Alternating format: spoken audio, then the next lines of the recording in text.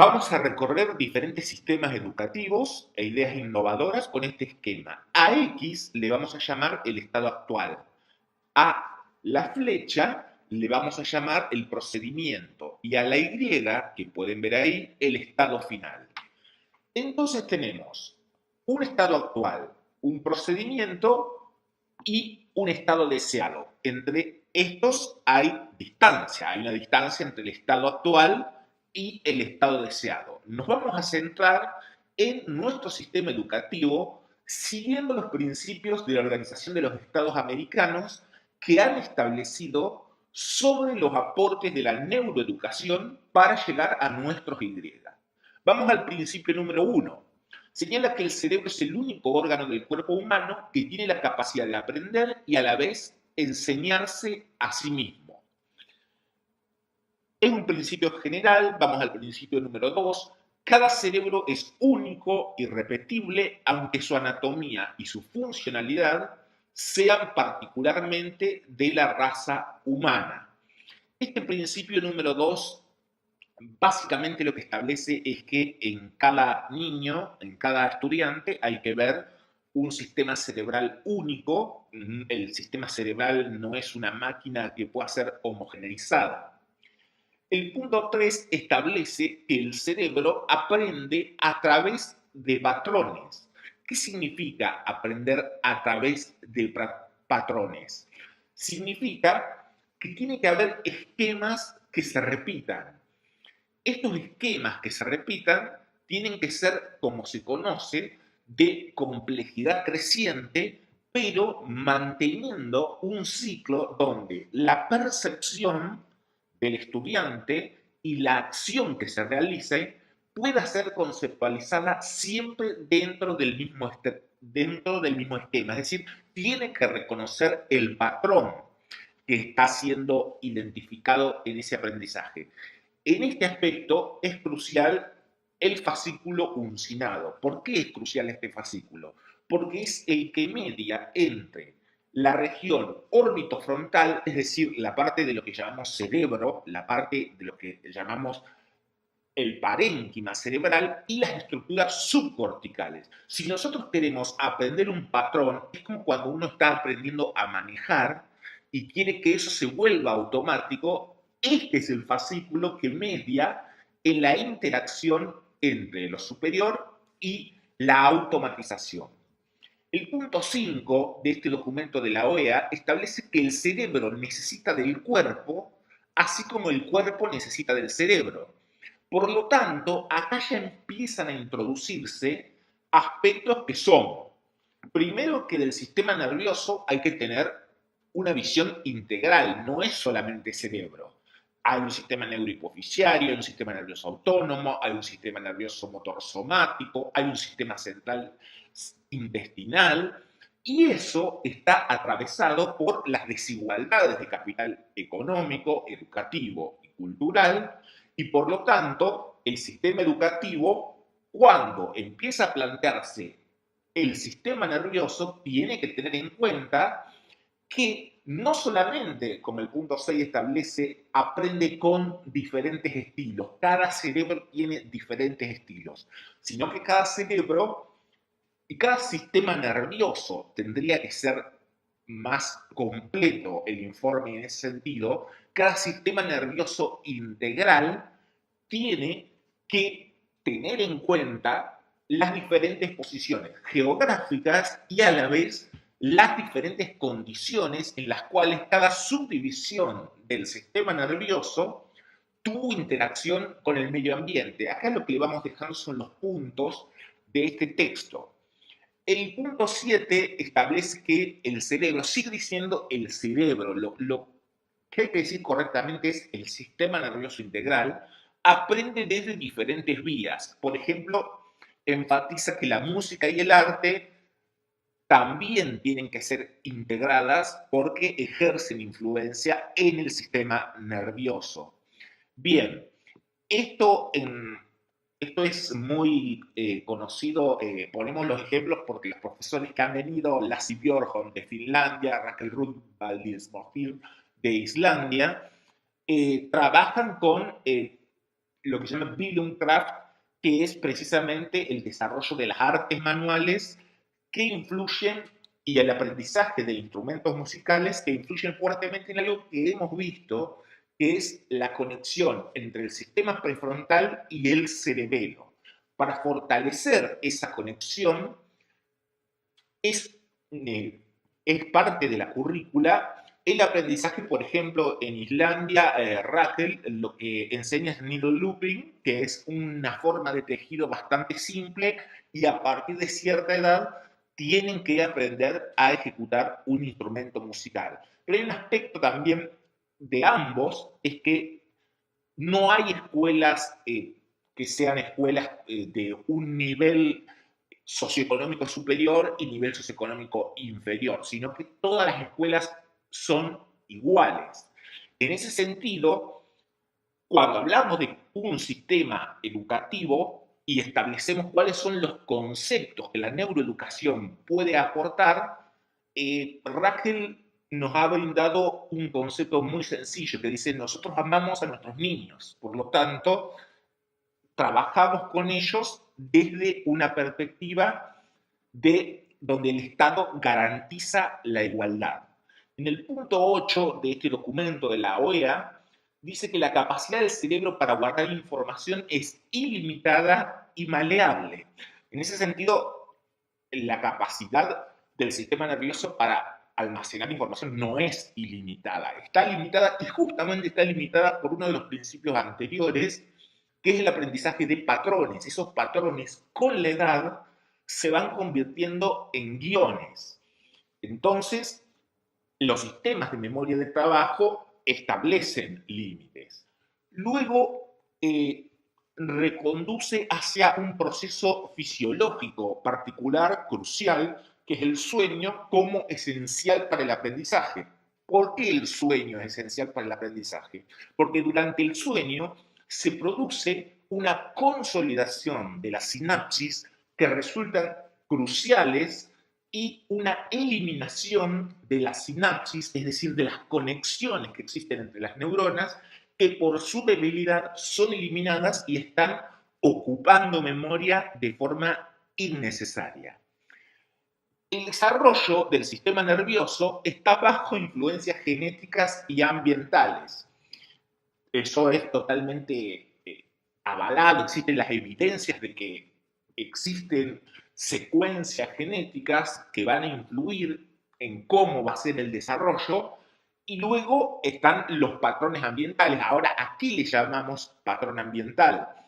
Bien, un patrón ambiental, es decir, podemos circunscribirlo a la noción de contexto que abarcaría numerosos niveles de análisis. Nosotros podríamos decir que la plasticidad neuronal, esta posibilidad de que las sinapsis, como ocurre en el sueño, se consoliden, otras se eliminen, bueno, tiene que ver con el contexto socioeconómico. Ese contexto socioeconómico también es un contexto socioambiental, es un contexto climático, es un contexto de comunicación, es un contexto de infraestructura, es un contexto de legislación y de microfísica del poder también. Todo eso hace al ambiente. El sistema nervioso establece una ruta para el aprendizaje.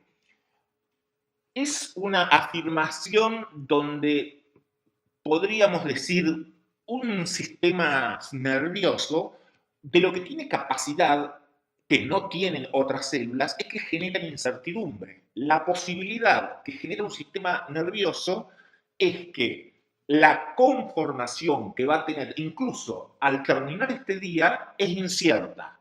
Por lo tanto, al generar incertidumbre puede haber estímulos y esos estímulos pueden significar modificaciones. Luego dice: el proceso de desarrollo del sistema nervioso es gradual y por eso las propuestas de aprendizaje deben ir de lo más simple y concreto a lo más abstracto y complejo. En ese sentido, tenemos estudios acerca de el volumen del cerebro, qué fascículos se van desarrollando, de qué manera hay fascículos que se desarrollan rápidamente y otros tardan hasta los 30 años, aún no se han desarrollado. hemos hecho un mapeo, esto lo hemos hecho en Argentina y en España en conjunto.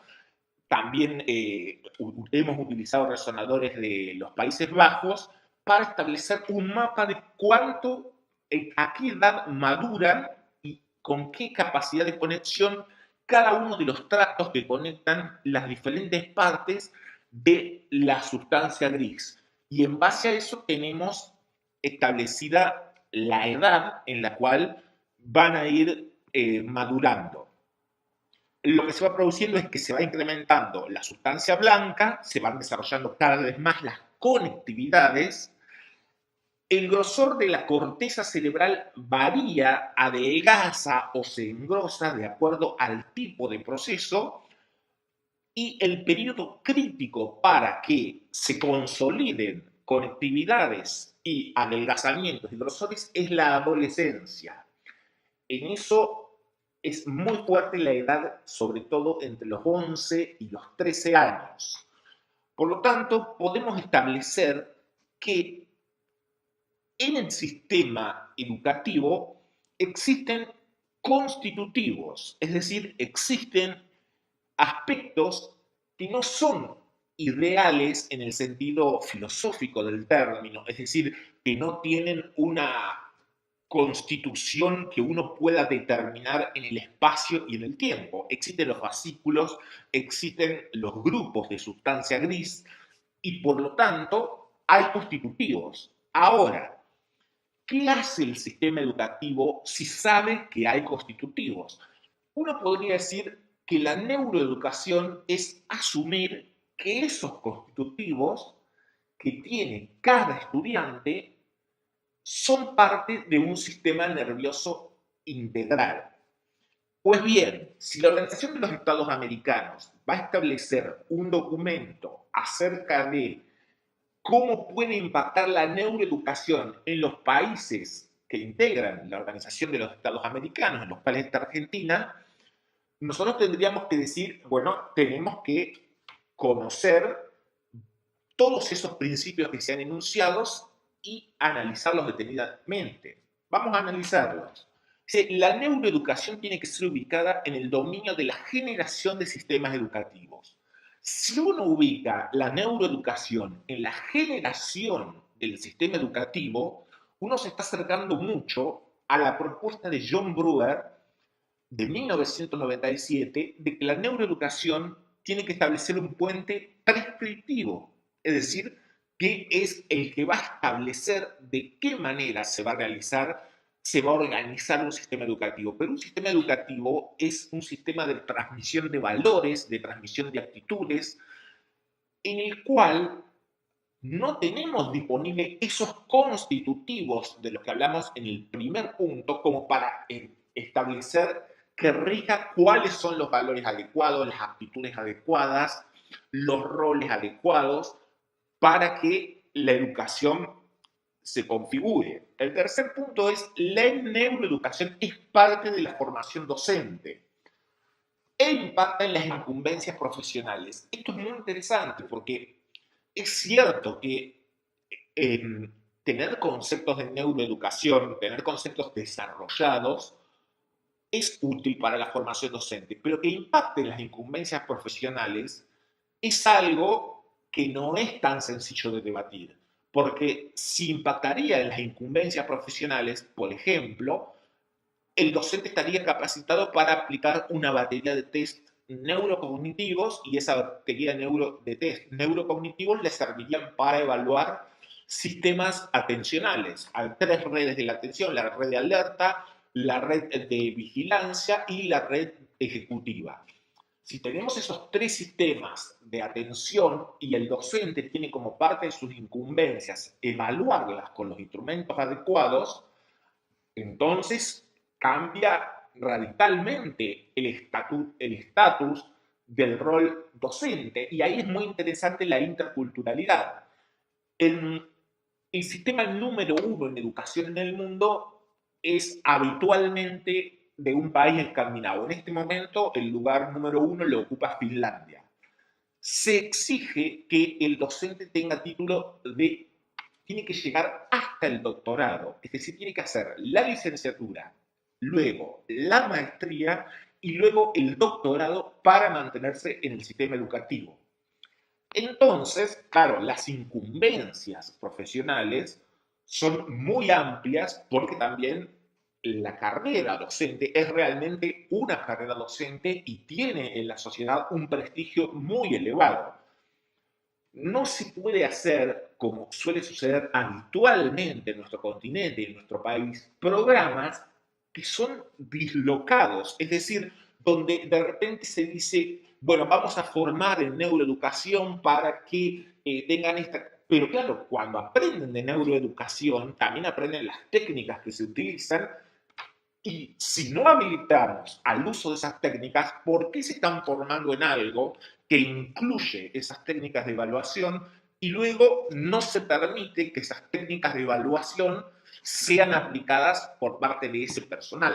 O se realiza de una forma sistémica, integral, o no se realiza, pero no se pueden establecer programas que van surgiendo de forma aislada, que parecen muy interesantes, que qué bueno este programa que desarrolla este aspecto, pero eso involucra todo un conjunto de modificaciones. Vamos al siguiente punto. Aportes en la formación docente para visibilizar la tensión entre prescripciones simplificadas de apariencia científica versus investigación científica cerebromental. ¿Qué queremos decir con esto? Muchos de los puntos que acabamos de ver del documento de la OEA sobre neuroeducación son excesivamente simplificaciones. Tienen una apariencia de cientificidad, pero la investigación científica rigurosa es bastante más compleja. Cuando les mostraba la maduración de los tractos, si realmente va a haber una preocupación por que la neuroeducación influye en algo que ya es consabido. Cualquier docente sabe que la enseñanza es de complejidad creciente y que va de lo concreto al abstracto. Eso no lo va a descubrir la neuroeducación. Ahora, si queremos involucrar a la neuroeducación en eso, tenemos que ver qué aportes ha hecho la neuroeducación en eso. Y en eso, los aportes que ha hecho son sumamente rigurosos, puntuales, en los trabajos de catering level que vamos a continuar analizando, están qué tractos van madurando y por lo tanto qué funciones van siendo más accesibles a la abstracción a medida que va transcurriendo la edad. Pero si no se hace en ese sentido, no hay ninguna diferencia entre lo que ya se sabe fácilmente que es de complejidad creciente, que va de lo concreto hacia lo abstracto, y que intervenga la neuroeducación. Esto explica el siguiente punto: generalidades indeterminadas de las prescripciones versus afirmaciones fundadas con rigurosidad científica. Lo que estamos tratando de focalizar es que el ingreso de la neuroeducación, es decir, los aportes de los niveles de neurociencia, tiene una complejidad tal que es una decisión importante, sistémica y global, donde ese esquema inicial que teníamos, que pasábamos de una X, que es el estado actual, a una Y, que es un estado deseado, y con qué métodos, si esos métodos van a ser en parte de neuroeducación, pues bien, ese sistema tiene que tener modificaciones amplias y estructurales. No sirve tener, por ejemplo, una capacitación de un mes en un aspecto, porque lo que va a ocurrir es que no va a tener ningún tipo de influencia. El siguiente punto es, en un sistema educativo, brindar a los docentes principios de neuroeducación con rigurosidad científica enmarca las prácticas en ciclos de percepción, acción y conceptualización. Este concepto, ciclos de percepción, acción, conceptualización, es decir, el hacer, conceptualizar ese hacer y modificar de esa manera la forma en que se percibe nuevamente lo que está haciendo, eso es propio, es un concepto propio de la educación escandinava. Entonces, la neuroeducación ha sido implementada en buena parte de países escandinavos, pero hay una inversión del Estado en ese aspecto que ocupa gran parte de los impuestos y además la educación está en primer lugar junto a la salud. Si eso no va acompañado, si eso no está en conjunto, no tiene sentido el realizar aspectos, profundizar algún aspecto aislado de un ciclo de percepción, acción y conceptualización que son complejos. Cuando les mencionaba los trabajos de Raquel en Islandia, trabaja con Billumcraft, que es una técnica sencilla de needle looping, que es tejido, pero el fundamento es que fortalece la conectividad prefrontal cerebelar.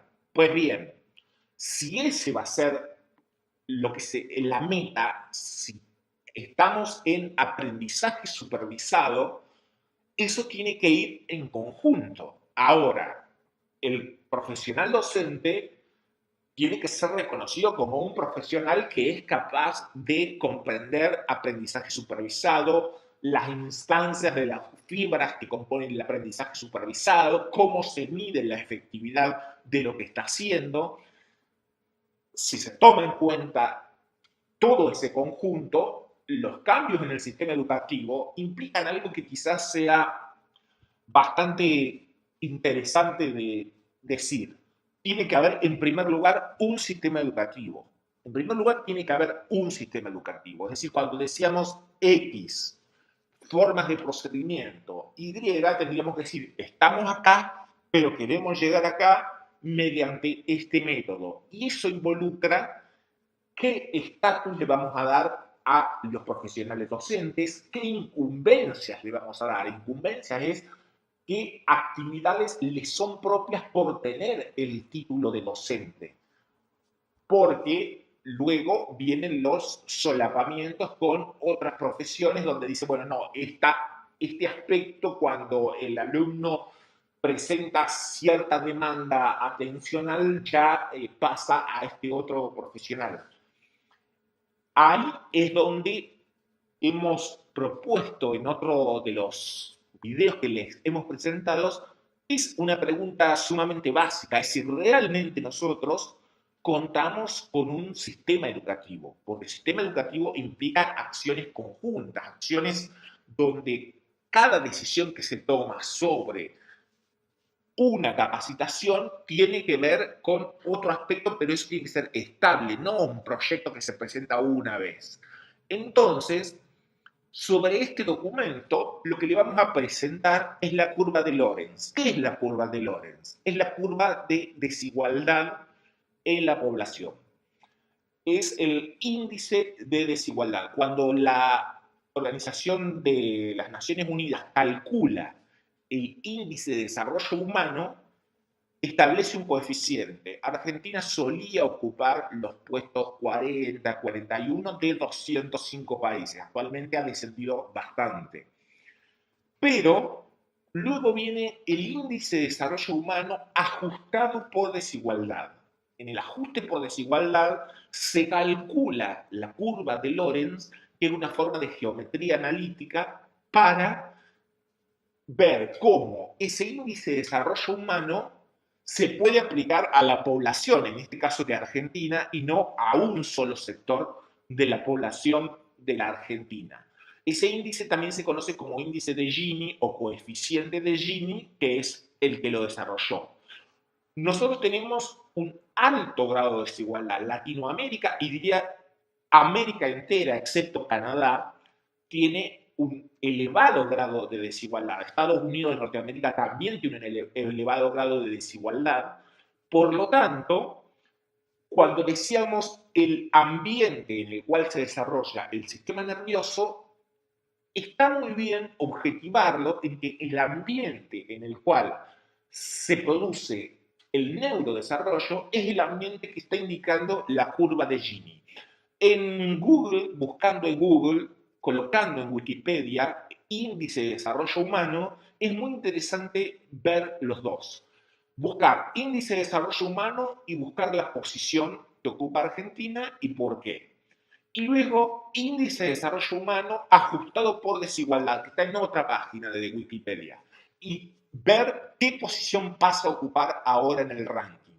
Van a ver todos los puestos que descienden en el ranking y entonces ahí tenemos el X, que es el estado actual del sistema educativo, y que esos procedimientos no pueden ignorar la curva de Lorenz en la cual está ubicado nuestro país, y entonces el estado final, el estado Y, tiene que entender ahí sí procesos interculturales. Los países líderes en educación, antes que proponerse conceptos muy específicos que incluso son consabidos como vamos de lo más concreto a lo más abstracto, se proponen la educación tiene que ser igual para todos.